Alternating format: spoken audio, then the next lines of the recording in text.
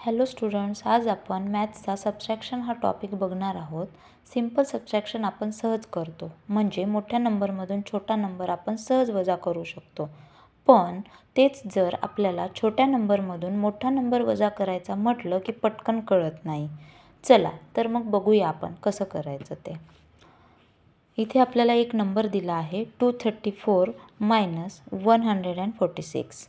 तर आता इथे 4 हा लहान नंबर आहे, तर या नंबरमधून 6 आपण मायनस नाही करू शकत. तर त्यामध्ये आपण काय करतो, आधीच्या नंबरमधून आपण आधीचा जो डिजिट आहे 3 त्या अंकामधून आपण काय करतो, एक इकडं उसना घेतो.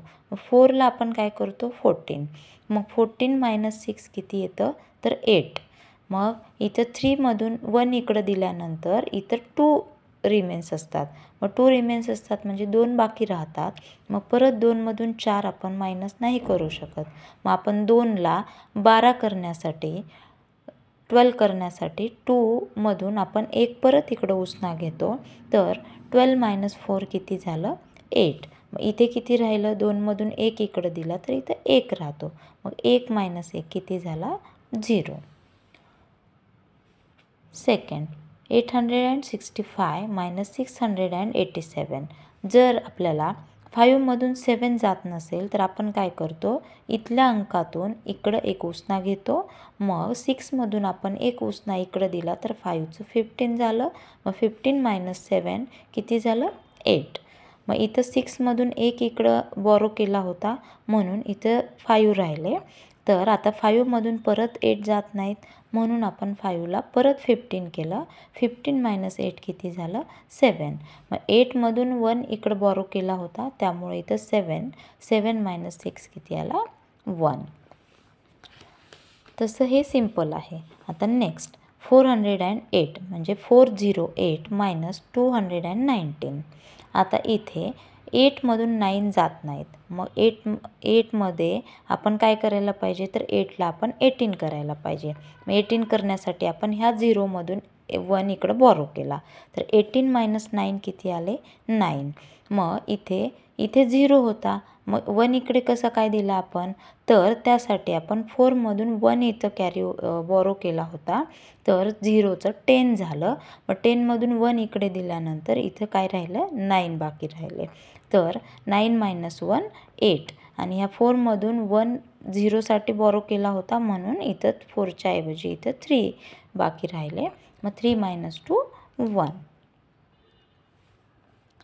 नेक्स्ट 500 - 368. एक 0 आला ते बघितलं. आता 2 0 आले असतील तर काय करायचं.